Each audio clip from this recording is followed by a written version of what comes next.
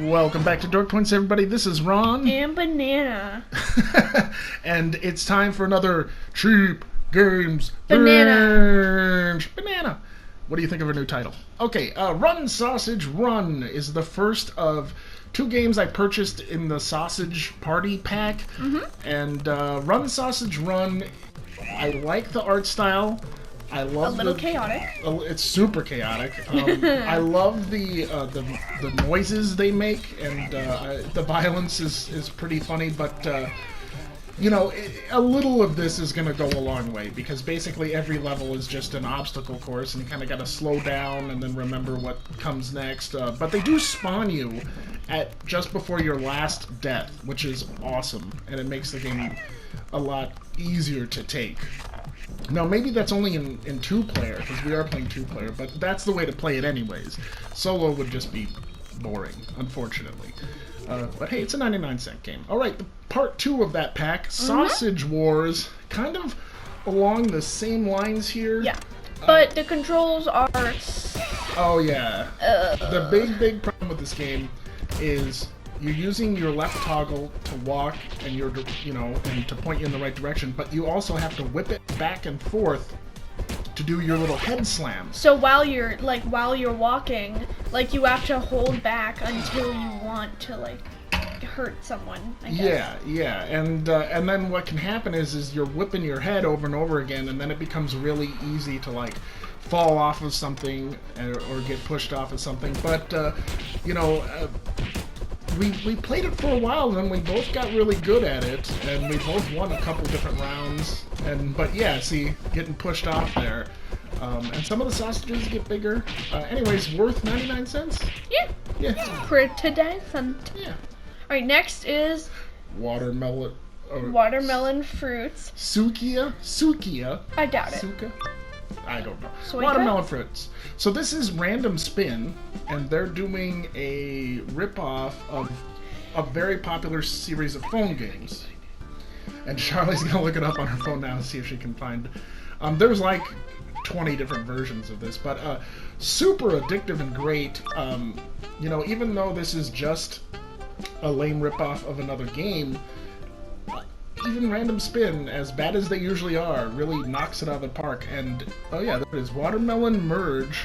Strategy game. Okay. Literally the first original version. Okay, so Watermelon Merge is one of the major games. It's the original. I feel like I've heard of that, but yeah, it's amazing. I just don't play games on my phone, so I see these things for 79 cents in the PlayStation Store, and I'm like, that looks stupid and fun. And there, you just saw a double Watermelon Merge. That was my goal. That was my dream, and I completed it, and yet I'm still sadly playing it. Okay, yes. Moving on to Toki. Toki was also dirt cheap, 79 cents or something like that. And I liked the cartoony look of it, the animation style. But the price matched how the game worked. Yeah, the game is not even worth that. I mean, the gameplay itself is so clunky. And you have a weird hitbox, and it's just everything will kill you. But then also, you only have 3 lives, and no continues. None. So I got to the end of this first level, and then I died, and I was like, oh, the game is just over. Yeah. Fully over. So you'd have to be amazingly good at platformers to not get hit even once. There's no hearts, so you just get hit once and you're dead. I think you're about to see one coming up. Just how sudden and unpleasant it is there we go. Yep. Yeah. Hooray. End of game. Not worth the money. Alright, moving on! Do you want to say the name of this game? Slaps and Beans. I hate it. Slaps and Beans. Charlie hates it. Why do you hate it? I feel like it's a rip-off of all those other games. It definitely is. This is a throwback to Streets of Rage and Final Fight, all the fighter games we used to play, and it's pretty great in that way. Some people aren't going to dig that old school vibe, but I love it, and it's a game that features Bud Spencer and Terrence Hill, who are or were, I think Terrence Hill is still alive, but they were in this series of spaghetti westerns called the Trinity series. The Trinity Brothers, all that stuff. May I bring something? Yeah. Too much dialogue. a lot of talking. The talking above the heads, you have to wait for it to fully come out and then press X. And even when you press skip, it'll just stop in another section of the talking. So that is unpleasant. I don't know. They could have made it better, have real voices. But yeah, it's really cool that they have these two actors. Oh, and the cool thing is so they break out of the spaghetti western movie like 2 levels in, and then they're in the real world. And then it really becomes Streets of Rage, and there's lots of like mini games and racing and stuff to break up the pace. It is really short though. That is one minus I'll say about it. All right, moving on to Mopia. Tell us what this is, Charlie. So basically, Mopia is made by Radaleka? Yeah, I think Radaleka. This is probably one of Radaleka's better games, Yes. I will admit, along with Fez, obviously. Yeah, visually and play style. But I will like the scenery and like the like just looking at it, you can already tell like the visuals are honestly beautiful.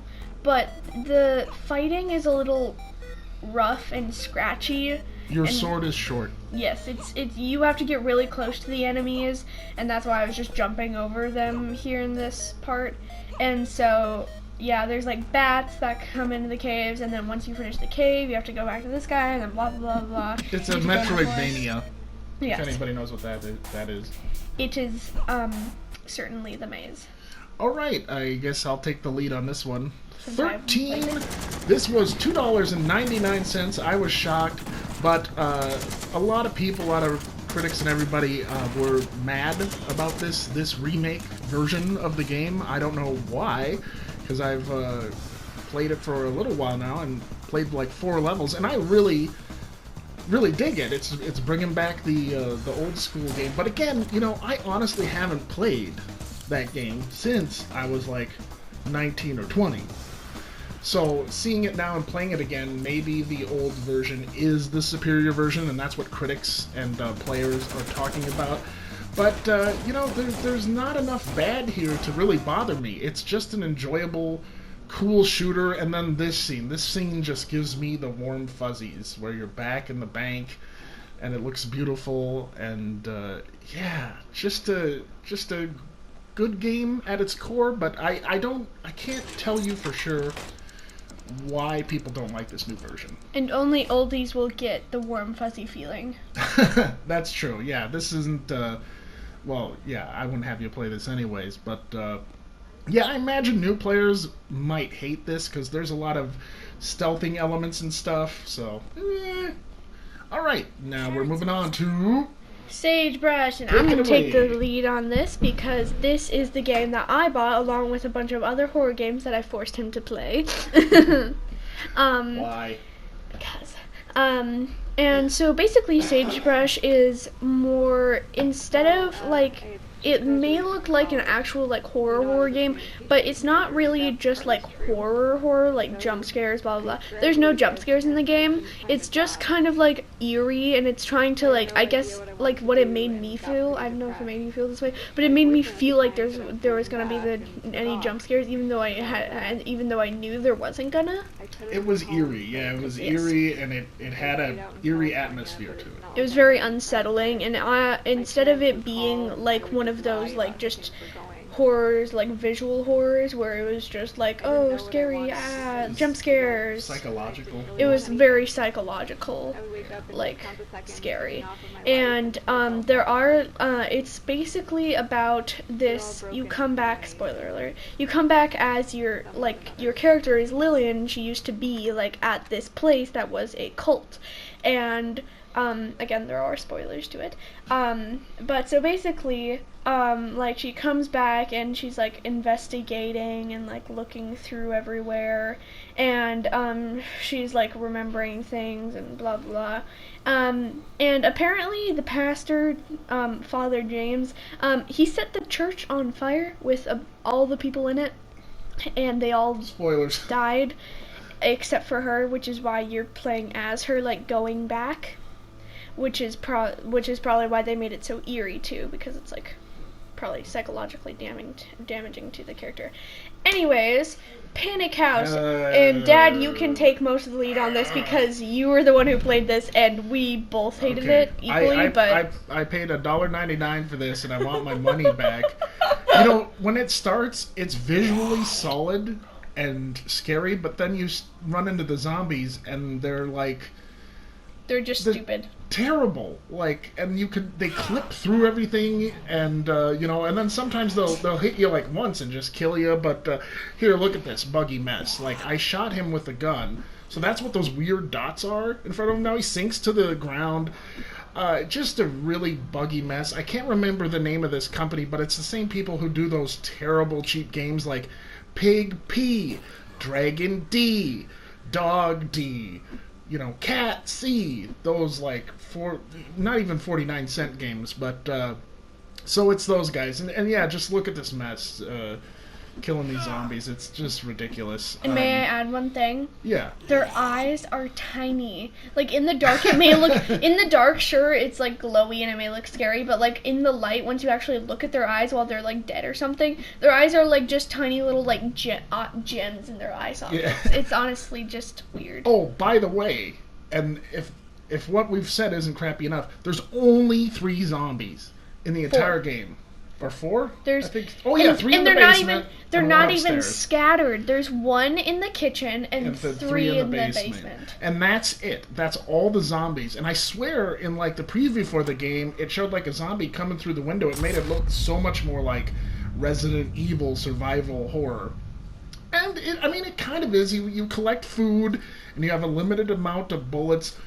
But the zombies don't go anywhere but their designated area. Zombie in the kitchen, they don't go around the house. They don't really go anywhere. Yeah, they're not hunting you, so it's pointless. But yeah, we ended up platinuming it somehow. And this is the end of the game. You have successfully escaped. Wow. This game, I guess it could be worth $1.99, but it's basically 30 minutes long. Okay. Happy's Humble Burger Farm. Game of the night. Yes. I was really excited to play this. To see it for $3.99 is a real deal for me because it's always been a little higher than that, and I wanted to check it out. I thought it was going to be like the newer Five Nights at Freddy's, where you can walk around and there's jump scares and stuff. But was so wrong. I was way wrong. I did not know this was going to be like a simulation. And I presume at some point it gets scary. The opening is scary, where there's this weird cow person, and it's feed her rotted meat, and you're and then if you look away from her, she just kills you instantly. Yeah. But then you come into the game. Yeah, you come into the game, and it's a food simulation. You're making burgers, shakes, and stuff like that. I did get stuck on the fries. I couldn't figure out how to open a bag of fries, but I did my first day of work, and I turned to Charlie and I was like, wait, this is the game? And then you go home and you have to shower, and it's just a weird, eerie walk home, and then your house is disturbing, and this guy is disturbing who goes to work with you. And there's a real atmosphere here. And so, what, Charlie? Does this turn into a jump scare horror game? It doesn't really turn into a jump scare horror game. Mainly, it's not really for your type of players who mainly like to have jump scares and blah blah. I usually hate. It's kind of my type, where it's slow going, where there aren't really jump scares. There's mainly just eerie things, and there's just some creepy parts. There aren't jump scares mainly. So it's more like that creepy Japanese game where the person's in the coffee, the Lawrence Seaside video you showed me a million times. Yep. The woman in the coffee house is being stalked and that, just making food over and over again. Yep. Okay. But is there a story, a big story beyond this? There's a lot of lore. Oh. There's a lot. You can just search up, and there's so many things. Well, but yeah. There you go. Happy's Humble. That's all the games we played, all 10 for the cheap game binge. And I think we should rank them. So let's do lowest to highest. I think lowest is definitely Toki. Lowest is Toki all the way. And then second lowest, I'm sorry. We both know. Oh, Panic House? Yes. Yeah. Panic House and Toki at the bottom. And then I would put, and I know yours is different, but I would put Sukyo watermelon fruit because I'm a chump. And then, of course, at the very top, I'd put Slappin' Beans. For me, I'd probably put, Sagebrush? Well, my list would probably be like the bottom would be the same as him, and then it would probably be Slappin' Beans, and then the watermelon thing, and then 13 I'm not even gonna rank because I didn't play it. That's fine. So I'm just gonna put it in like the middle because I haven't played it. But Sagebrush probably like. Out of all of these, probably like my favorite because it was actually like fun to play, and Happy's Humble Burger Farm just looks stressful and anxiety inducing. And then you had a lot of middle of the road, like Mystopia was well made and a great game, but totally middle of the road. Yeah, not a lot of explanation. Yeah, but yeah, money well spent, I guess. Thank you everybody for listening. Bye. Goodbye. Bye.